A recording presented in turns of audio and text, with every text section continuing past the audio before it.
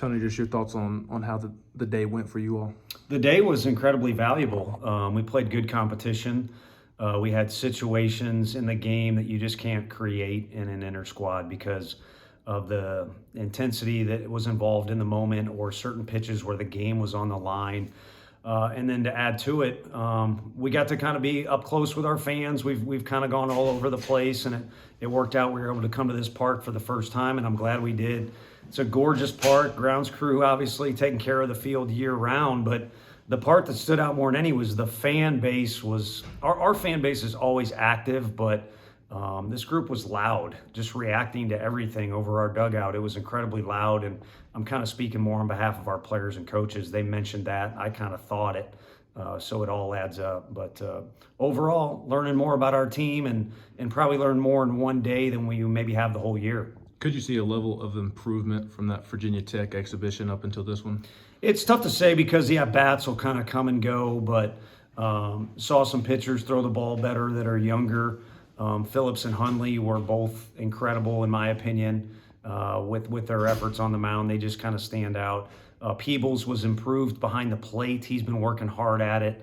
But, in this game, there's so many reps that tally up. Guys can look different, better, worse. And I think overall, just as a group, I think we're further along in our development as a group, but individually, each day can be a little different for you. Yeah, speaking of Cannon Peebles, he had a big day at the plate. Just how have you seen him integrate himself into the program, and how would you assess the fall that he's had? Yeah, he's done well, and he's unique unto himself, not just with his skill set, but his personality, his work ethic.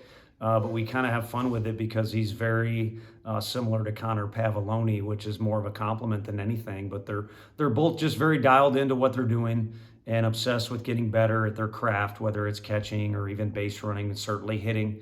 But he definitely kind of fits in with not just the older guys, but the younger guys. He's done a good job of trying to help others, but yet also take feedback, not just from coaches, but from teammates.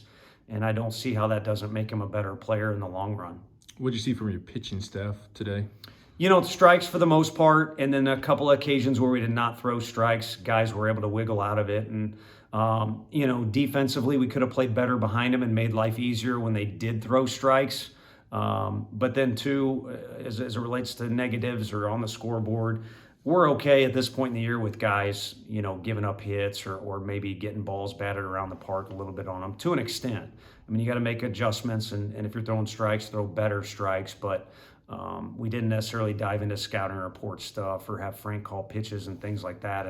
And that doesn't mean that their guys didn't do a good job swinging the bat. I think we were really lucky to play two really talented offenses that are aggressive. So a couple guys got hit around this time, a couple guys got a hit around last time, but overall I think depth is the strength of Coach Anderson's pitching staff. From the start of fall until today, do you like where you guys are at? I do. I think the honeymoon, for brevity's sake, the honeymoon is over. We're past the point that these guys are coachable. They like to work. They're fun to be around. They're relaxed. There's very few headaches that arise.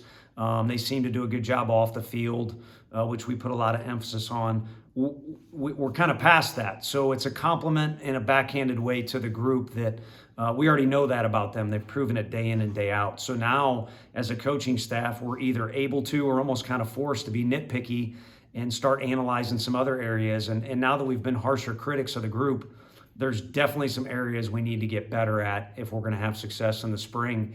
And the good thing is we have time to do that. I'm sure maybe you'd ask about this week, but this week will provide a great opportunity to do that. Yeah, just with this week, what do you want to see from your team, especially and taking advantage of being able to get down to Chattanooga and over to Smoky Stadium? Yeah, I mean, that's always a sidebar. Today can be a little bit of a circus. We had fun with our first pitch guys and the fans, and our guys signed more autographs than they would before the game. That's not usually something you do before the game, but we want to embrace having fans and being able to go to different locations, and we'll be able to do that with the Fall World Series because of the construction. But that doesn't have to interfere or conflict with what goes on between the lines. And what we expect to go on between the lines is for guys to separate themselves from this very competitive heap we have of position guys and pitchers. And this guy can play this position and this position. Which one's he better at? And, there's going to be a chance to be some separation individually.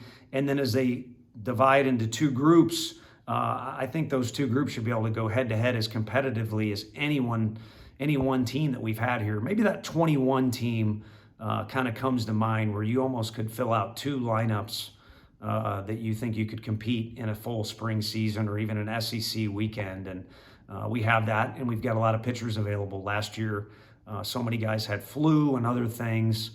We should be able to fill 3 games with, again, competitiveness.